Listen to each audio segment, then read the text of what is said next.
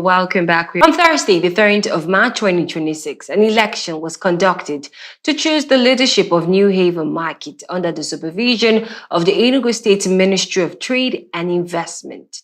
Reports that emerged afterwards described the exercise as free, fair, and credible. However, since the election, some traders and stakeholders in the market have raised serious concerns about the credibility of the process, alleging irregularities and questioning how the election was conducted. The matter has now taken a legal dimension, with some aggrieved traders approaching the court for an injunction.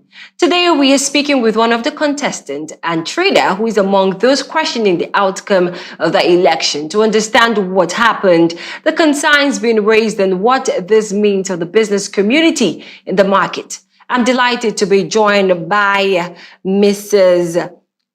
Fidelia Okeke, who is one of the contestants for the position of chairperson for New Haven Market. Mrs. Okeke, you're welcome.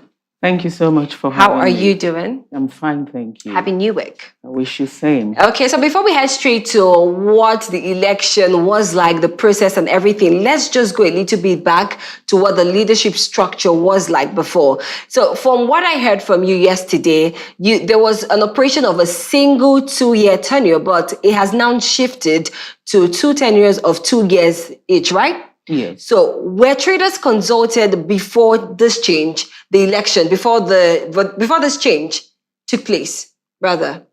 Yeah, first of all, let me appreciate the executive governor of Enugu State. Okay. My greatest respect, support, and appreciation to the executive governor of Enugu State, His Excellency Barrister Peter Mba, for the tremendous job he's doing in Enugu State, changing the face of Enugu State in all ramifications. I salute his doggedness. Thank you, Your Excellency. I appreciate you. Okay. Now, coming to your question. Yeah. The election itself, it's nothing to write home about in all ramifications. Okay.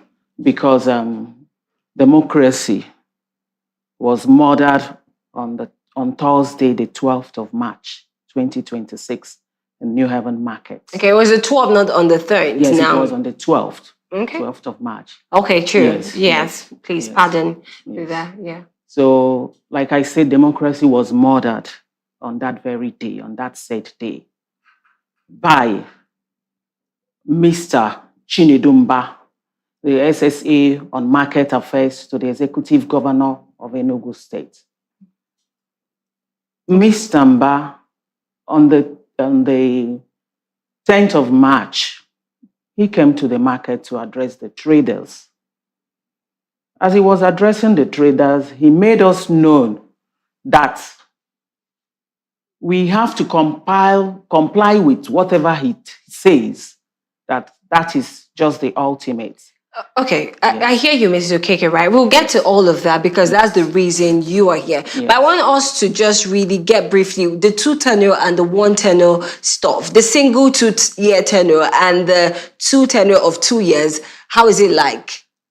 Was there an agreement? It wasn't an agreement because it wasn't an agreement.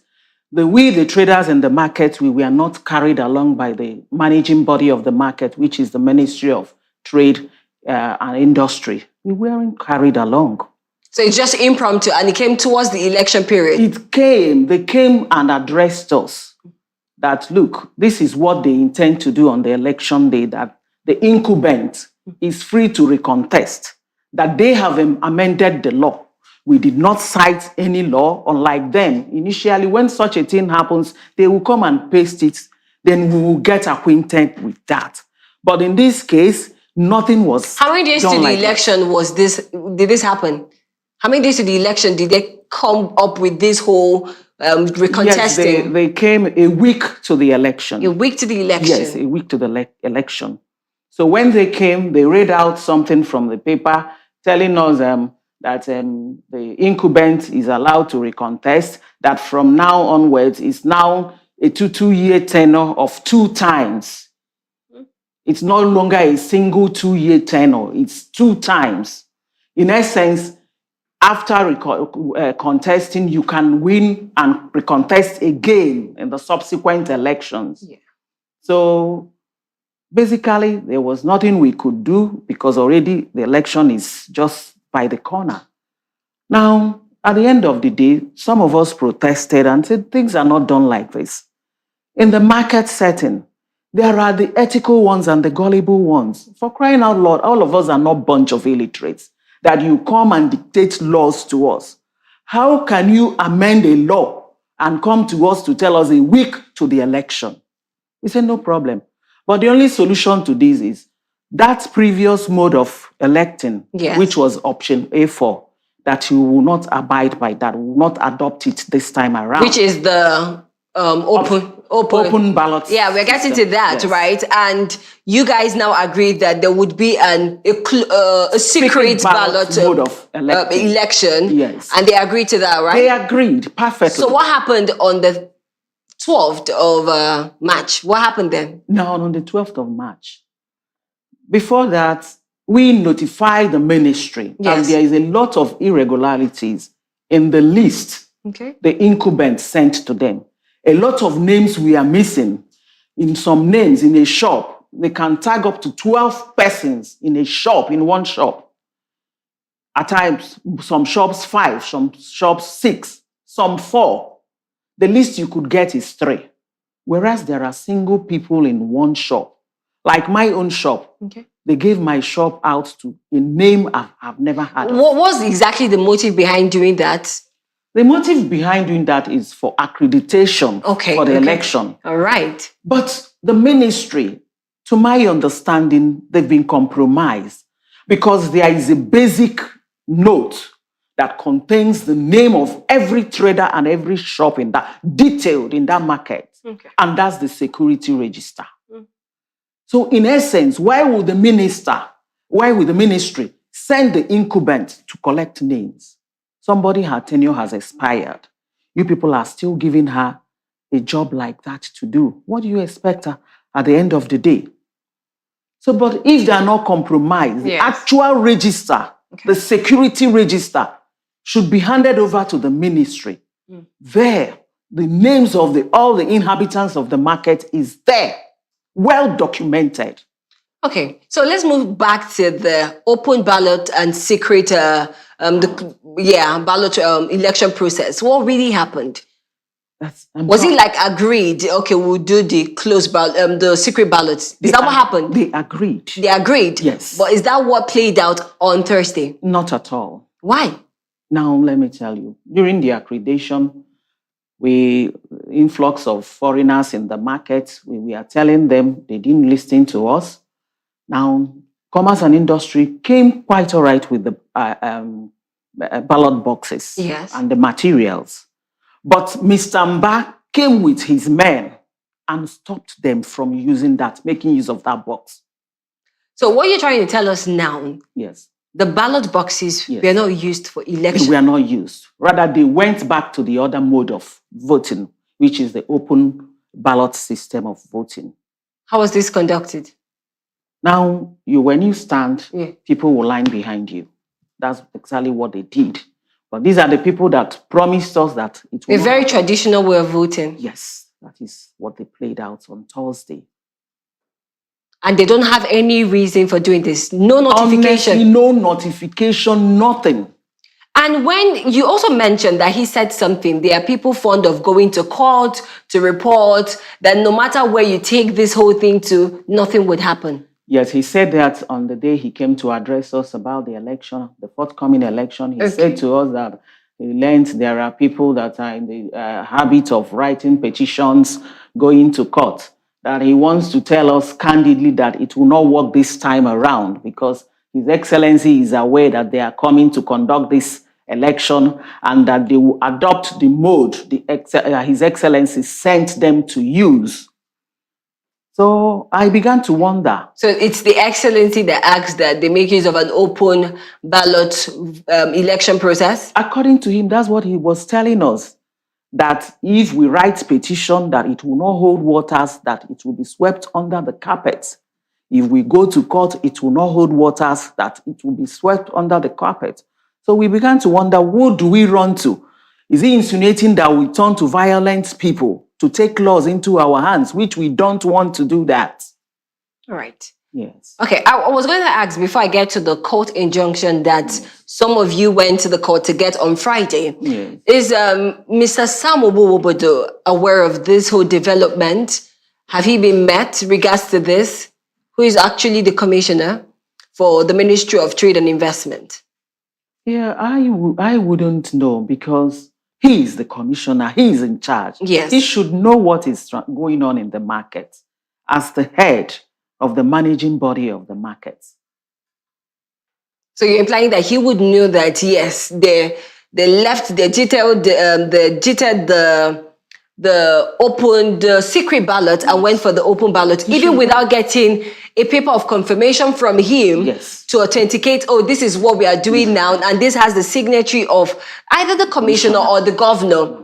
You know, to the extreme of it, the governor. Nothing like this was preferred. They just came and did an open ballot election process. Yes. He should know. He's in charge. He should know. He should know? Yes. Let's call a spade a spade. He's in charge. I'm not trying to say he wouldn't know, right? What I only wanted to know is if he has been approached regards to this. That's just it. Before going to the court to get the injunction. And you said no, not yet. His men were there. His workers were there to witness the election. So they are his representatives. What do we do again? I mean, they will pass on the message to him, the way and manner they conducted the election. Okay, let's speak about the injunction. You got an injunction, not just you and the other aggrieved traders. Yes, because when we see what's on social media, we hear that it's been free and fair and credible. The traders were jubilating. It's not. I've just been looking out for pictures about that. I'm not trying to say it's a lie. I'm just looking out for pictures of where they were jubilating, that it was free, fair, and credible, right? You got an injunction on Friday. Yes, on Friday. Have it been issued to the chairperson or to the other executive with her? Yes, I guess so. And I also know the ministry have received DS. Okay. Yes. So on Saturday, was she parading as the chairperson? Is there still celebration still ongoing? As usual, she is parading herself as the chairperson. She even, because her tenure is associated with abuse, intimidation, and high-handedness. In fact, they are just the integral part of her regime. Okay. Now, on Saturday, she went and called an electrician to remove the power supply to some certain shops because she termed them oppositions and under Kanenu because they did not vote for her. She now went and removed their power. I am telling you for sure. That is extreme. Okay, that's the kind of person we have as a leader in the market. Yeah, but let me also just brief me. What does the injunction has in it? Other things, other clauses in the injunction that we need to know? This is not something I will. Okay, okay. Matter is in court. Yes, it's in court. True. Apart from the legal route that you have taken, which is actually apt, I would say this is nice. That's the reason I referred back to the Commission of Trade. If you had met up with him, what other alternative or other ways are you planning on going to make sure that this is well addressed? No, since the matter is in court. Yes. We want to seek a redress in the court. And for sure, as law-abiding citizens, we won't take laws into our hands. We are waiting for the courts to deliberate on the outcome of the whole thing. Thing, which is a good thing. And I love that. But for a lot of people who are listening and do not understand, right, why this issue has generated so much reaction, why is the leadership election so important to the traders and businesses operating in the markets? Yeah, it's so important to traders. Leadership is so important to the trader because the leader is the face of the market. Exactly. The leader takes charge. The leader is the face in the essence that everybody in the market, the leader is in charge, taking lead of everybody. But as a leader, how accountable are you? How transparent are you? How do you carry every other person in the market along? Okay. Is it by being high-handed? No. As far as I'm concerned, this incumbent leadership, there is lack of accountability. There are a lot of issues that needs to be tackled before she will have this clearance of recontesting again. But the ministry failed to do that. They don't give us a listening ear. They've been compromised. I am not saying it without fear and favor of anyone. Because that's what you witnessed. Yes, the ministry is compromised in all ramification. They don't give us a listening ear. You just conduct election and go. If a report is brought to you to tackle, nothing. You won't do it. You are just focused on the leadership. Why? So what form of intervention are you looking out for? Are the aggrieved traders and contestants looking out for? Do you want a fresh election process to happen? Or Yes, the cancellation of this election, because as far as I'm concerned, it is not an election. Yeah, you know, that brings me back to the part where you said it was an open ballot election and people have to line up at the back. Yes. That means you got the majority of the vote. Not really. Not really, because we boycotted, because the ministry did not keep to their words. You won't tell us it's a secret ballot system, only for us to come that day, you now resort to open ballot. So we weren't prepared for that. That's what I'm trying to say, right? If it's an open ballot, right, that means she had people lined more at her back than other contestants. Is that what it is? She was the only person there. No other contestant contested with her. I didn't contest, Lady Anna didn't contest. We walked away when they said it's open ballot system. Okay. Yes. Okay. Yes. So declaring just one person, it's more like a selection that Selection. You're perfectly correct. It was a selection. Okay. Okay. So finally, what message would you like to send to fellow traders and stakeholders who are concerned about this dispute that could affect peace and normal business activities in the market? And what can they do differently to help you and others who are pursuing this to make sure that peace and normalcy is, restored in the market? Yes, to the good people in the market, I want to tell them to be law-abiding and peaceful in the coexistence in the markets. The decorum for being there is to trade. Let us focus on our trading and be peaceful and law-abiding. Yes. Let us wait for the outcome of the court, because the court is the only hope of the common man. Yes. Indeed. And we hope that the justice system that we have in Nigeria, but specifically right now in Enugu State, will do justice to this and look at this critically and make sure that we don't have people come to the market and make statements of intimidation and overriding statements against traders and people who are not really in high place of authority. Yes. Yes, it will actualize because our executive governor is a law-abiding citizen. He loves the law. He keeps the law.